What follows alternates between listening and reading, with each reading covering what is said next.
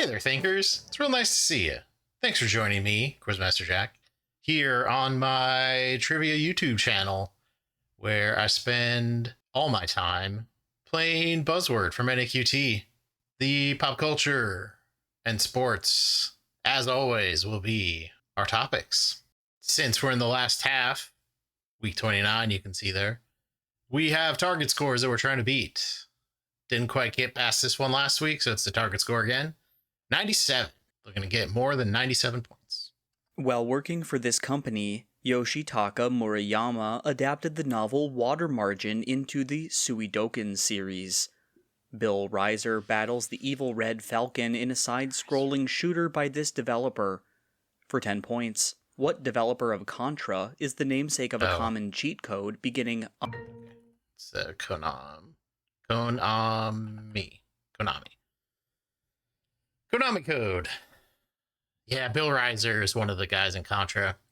They said Suikoden, so I was kind of thinking we're in the Square Enix, Squaresoft realm.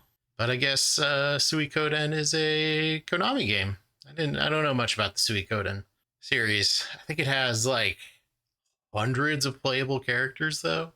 Maybe that's Sudeki. No, Sudeki's something else. Konami, now mostly a pachinko company. Because they still have control of Metal Gear, but they're not doing much with it. Except putting it on pachinko machines. A constantly drowsy character in this film, Simon, betrays the protagonist to become a true knight. In this film, a group of teens based on the Seven Dwarfs help Asha defeat the villainous King Magnifico. For 10 points, what 2023 Disney animated film features a star that grants people... Wish, I think it's called. Yeah. All of that seemed vaguely familiar. Like, narcoleptic knights. I was thinking about the narcoleptic Argentinian from Moulin Rouge, but I don't think, like, his name wasn't Simon and he didn't betray anybody. But yeah, haven't seen Wish. Aware it's the most recent Disney movie. Chris Pine having a good time from what I hear. And then Ariana DeBose, I think, is the main character. In the last episode of this show's original run, Jeb and Sport find a new home by diving into the Bewitchin' pool. Burgess Meredith guest starred on this show as a bibliophile whose glasses break. The Twilight Zone was World Enough in Time? Yeah. I think that's what the title of the episode was. It's the famous one. I was talking about not wearing glasses before, and they had the glasses. They talked about the glasses episode of the Twilight Zone, the famous one where everybody in the world apparently has died except for Burgess Meredith. And all he wants to do is read his books. And then just as he's about to start, he breaks his glasses. Oh no. So he can't do it. There was time now, I think is what he says. And I think that episode is called World Enough in Time. I'm always wary about answering the Twilight Zone because I think one of these times is going to be the Outer Limits, which is the other sort of version of that. This complex was the biggest of its kind in the US until the 2019 opening of New Jersey's American Dream. In 2008, the name Nickelodeon Universe was adopted. I think this is the Mall of America. Yeah. Give me some of that Minnesota content. I had that on the first clue. Because like complex is a very interesting word to use there. Because it could really mean anything. But yeah, so Mall of America was the largest mall in America for a long time. But it was overtaken. I thought it was taken over by King of Prussia. Mall there in Pennsylvania, but I guess the New Jersey one was the one that actually beat it, or maybe the New Jersey one was King of Prussia. Grew up in Minnesota, and Mall of America was built on the old Metropolitan Stadium grounds, and spent a lot of time down in the cities going to the amusement park there. Haunted Minecart, that was a good one. Kite Eating Tree was actually my favorite. They had a log flume, which I don't know if I ever rode because I don't like getting wet at amusement parks. They had it was called like the Buzzsaw or the Ripsaw or something like that. That was the roller coaster. Yeah, so it started out as a Knott's Berry Farm and then has been jumping around between other brands for the amusement park in the middle of Mall of America. Had a lot of good memories there. It's probably the amusement park I've been to the most. But I haven't been back there in like 20 years. Mall of America, not so great right now. This rapper, who was a member of the band The Social Experiment, says, "I made Sunday candy, I'm never going to hell," in his guest verse on Ultralight Beam. He was also featured on Justin Bieber's Holy. For 10 points, what artist of coloring book and acid rap is called The Rapper in his... Hey, that should not have gotten 11 points. They said is called The Rapper. They should have made sure that was going to be a 10 spot. But hey, I know about Chance the Rapper. The protagonist of this film offers the bodyguard Ernie a job after killing... Oh. Oh no. Nah, I thought this was Ocean's 11, but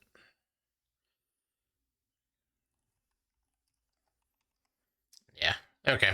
That one I just I was feeling good. Oh, so I went in early. I thought Ernie may have been that biker dude that beat up George Clooney. Kind of an instinct buzz there. Should have stopped myself, but it didn't. I would have gotten it right at some point. I'm sure. I'm very sure, but I don't actually know that much about Scarface, the movie. Chasing points, losing points. Specific title. In a musical episode of this show, a variable so devastating is described in the song I'm the X. This show revealed the Illyrian ancestry of Una Chin Riley, who is nicknamed Number 1. For 10 points, what 2022 spin-off of Discovery centers on Captain Pike and the crew of the Starship Enterprise? Oh, what's the...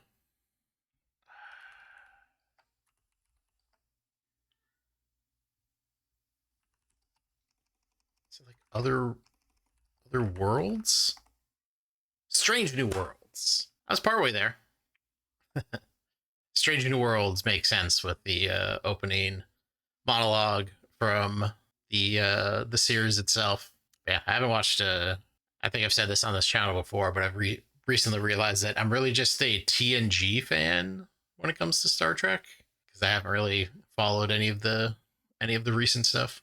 On Broadway, this actor premiered a song that declares Oceans Rise, Empires Fall. Yeah, it's just like you keep giving me "you'll be back" clues, and I'm gonna answer Jonathan Groff every time for an easy 19. Oceans rise, empires fall. We have seen each other through it all, but when push comes to shove, I will send a fully armed battalion to remind you of my love. That's King George III from Hamilton, as originally played by the drooly Jonathan Groff. Yeah, him and Dan Radcliffe just won Tonys for the revival Merrily We Roll Along. This company agreed to stop photocopying video game manuals after it was sued by Nintendo. Bend, Oregon is home to the... They said Bend, Oregon, which is the last place that there's a Blockbuster Video. That is a quick buzz that I can get behind. All right. With that, we've beaten our target score. We're in 101, despite full-on dropping 2 questions. But quick buzz on Jonathan Groff, quick buzz on Blockbuster. I thought they were giving me a second video game question for a second there, and I was really happy. But we'll finish off with a music one. This band's 3 founders, all sons of Air Force personnel stationed in the UK, included Jerry Buckley. A hit song by this group notes the heat was hot and it felt good to be out of the rain. For 10 points, what 1970s band recorded Sister Golden Hair, Ventura Highway, and A Horse with No Name? Oh, Horse with No Name. Oh, yeah. It's Chicago? America! Oh, I knew it was a location one. Chicago, Kansas, America, Europe, Asia. I get them all confused in the brain.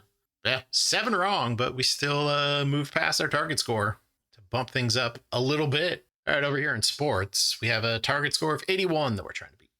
The current title sponsor of this country's top league is the wholesale firm Asahi. Clubs from this country, including both participants in the Fla-Flu Derby, have won the 5 most recent Copa Libertadores. Flamengo and Fluminense are clubs from, for 10 points, what home country of Neymar? Okay. I was like, these all sound like, I mean, they said Copa, so that means we're in the Western Hemisphere at least. Kind of sounds like maybe like Mexico, or it was right to sit there because they said the most famous Brazilian player, most famous male Brazilian player of the last decade. I'm not here for this Marta erasure. This equipment, part of which the IAAF limits to 1.22 meters, derives from a legendary wheel used by Cuchulainn. Athletes stand in a 10-meter-high cage and swing this object. A ball on a wire with a hand... It's a hammer? Yeah, it's just a hammer throw. I didn't realize Cuchulainn was the as I didn't realize all the hammer throwers were channeling Cuchulainn. That makes it sound so much more awesome. When you imagine all these Olympic athletes as, you know, throwing the hammer of Cuchulainn or the spear of Zeus, the javelin of Zeus. What deity would be? I guess, well, Atlas stones or something else. What would shot put be? I don't know, probably something to do with Thor. This man was fined $100,000 when, during a 2013 Thanksgiving game, he interfered with a Jacoby Jones kick return. This coach, who has had 17 non-losing seasons to start his career, is the longest tenured active... I think it's Mike Tomlin. Yeah, because Mike Tomlin did that thing where he, like, tripped Jacoby Jones while he was returning a kickoff, and everybody forgot about it. I guess it was a decade ago. Yeah, Mike Tomlin. Maybe I haven't done the Vikings trauma thing for a while here, but maybe there's a little bit of that because he was the Vikings defensive coordinator before he was hired by the Steelers. And it would have been real cool if he was the head coach. I think that would have been real cool. Still, 2 decades of thinking about that. Anyway. Between 2012 and his 2022 retirement, this man made over 1,000 tweets reading "Another day, another opportunity." In 2019, at age 39, he had a 50-point game well with his 8th team. The NBA's career leader in 4-point plays is, for 10 points, what 3-time 6th man known as J Crossover? I don't know. Is it like Crowder? Jay Crowder? Crawford. I wasn't close. I don't know why I'm acting like I was close. I had no idea who this guy was. Is 6th man of the year. Most 4-point plays. That's a fun record to have. In this manager's first World Series, his team was swept, and the last out was made by Mark Sweeney. This manager, who won over 900 games with 2 teams, is the only active manager to win a World Series in both leagues. It's just Bochy? Yeah. Because it literally only applies to Bruce Bochy. Like, I can only think of, because he just won, and he won 3 with the Giants. Gotta be Bruce Bochy. Low-key Bruce Bochy, best manager of the 2000s. Who else has won 4? I don't think anybody else is even close to winning 4 in the 2000s. I should say it the catchiest way. Bruce Bochy is the best manager of the millennium. This word and graded identify U.S. races that are roughly analogous to Europe's group races. In the name of an annual event at Pimlico Racecourse, this word refers to the money paid by entrants. For 10 points... Just stakes? Yeah, I should have, like, it's grading and stakes. Those were the 2 horse racing ones. Why didn't I just buzz in and say stakes? I don't know. Maybe I'm just reeling off of that Scarface buzz. This man won an MVP award during an era in which pom-pom wielding fans formed the Love Ya Blue movement. This man, who was known as the Tyler Rose, led the NFL in rushing 3 times for Coach Bum Phillips. For 10 points, Phillips. what Heisman Trophy winning running back at Texas played for the 1970s Oilers? Is that just OJ?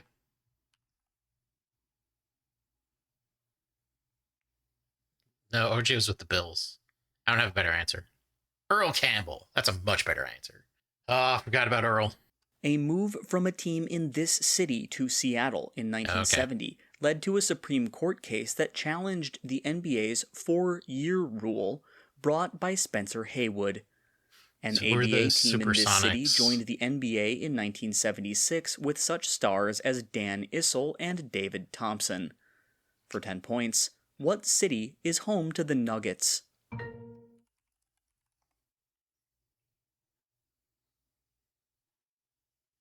I mean, giveaways are giveaways. This man won an Olympic gold medal over a Canadian rival with the same first name and the surname Orser. This man, Orser. who occasionally skated blindfolded and invented Oh. the Tonneau Triple Lutz, won gold at Calgary 1988. It's Boitano. I'm just gonna go with Boitano. Yeah. I can't think of a more famous Canadian skater.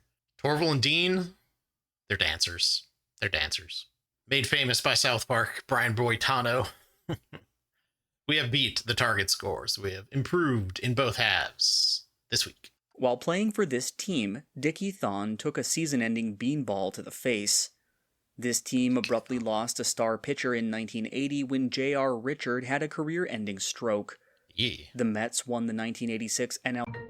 Oh, I was gonna buzz it and say Red Sox because that's who they beat then. I don't know who they beat in the NLCS. Let's try the Padres. Okay. That was just another instinct buzz, buzzing on who the 86 Mets beat. I was assuming they were going to stay in the World Series. They said the NLCS, and then I guess NL team. And the Astros were in the NL at the time, but are not anymore. Kind of a weird, circuitous way, but we've improved scores in this week 29. Kind of a wild ride, but I hope you liked watching. If you did, why don't you help me out? Hit that like button, hit the subscribe button. I really appreciate you watching this video, and I hope you watch the next one. Be here in a week. We'll see you.